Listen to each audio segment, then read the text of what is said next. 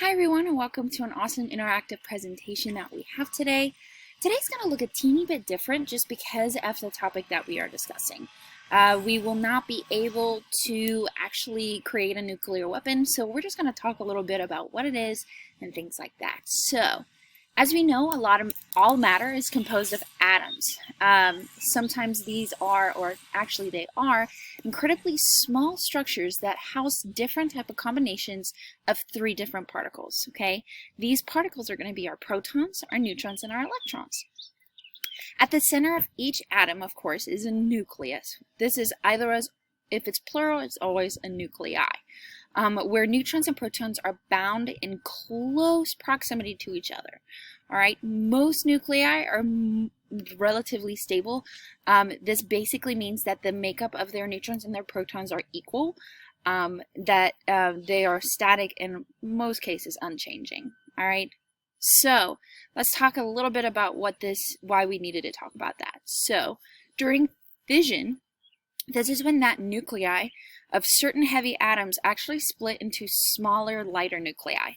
Okay, when this does happen, it will actually release energy during that process. Okay, sometimes this can happen spontaneously, but it can also happen from the outside of the nucleus. Okay, so how this works is when a neutron is shot at the nucleus and is absorbed, it will actually cause instability. Okay, and some elements, such as some isotopes, uranium, plutonium, this fission process actually will release an excess amount of neutrons.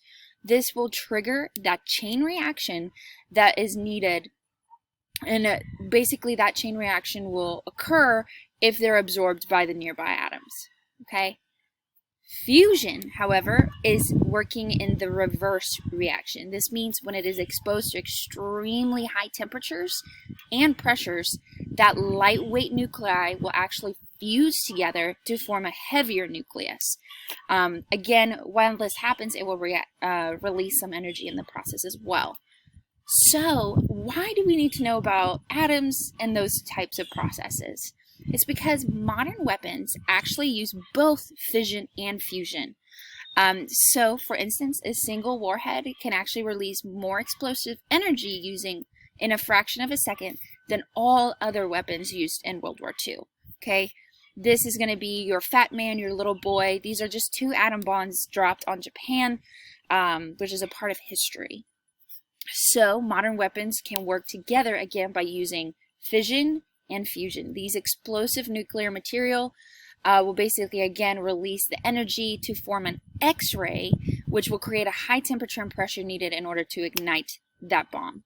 Okay, again, we're going to go back to World War II. Little boy, which was the first nuclear weapon ever used during wartime, worked by shooting hollow uranium-235 cylinder at a target plug of the same material. Okay. Each piece by itself was not enough in order to create that critical mass, which is the minimum amount of nuclear material needed to maintain the fission. But by colliding the pieces together, that critical mass was reached, and the fusion reaction bomb, or the fusion chain reaction, was able to be maintained. Okay. However, modern weapons actually work a little bit differently. When that critical mass that we just talked about, it really depends on the density of the material that is being used. Okay.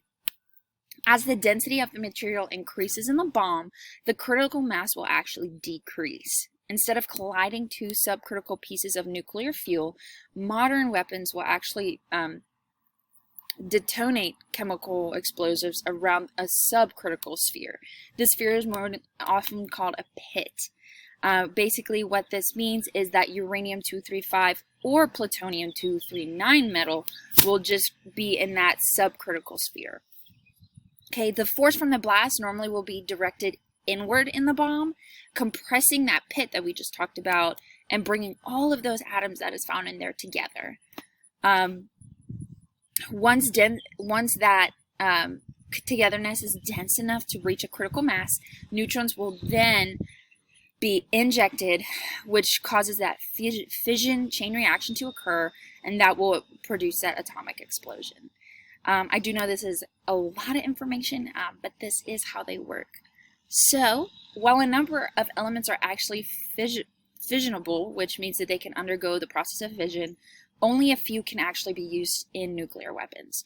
The most common two that are used, and we just discussed this a little bit ago, is the isotopes of uranium-235 and plutonium-239. Just a little reminder for you, isotopes are actually atoms of the same element that differ only in the number of neutrons.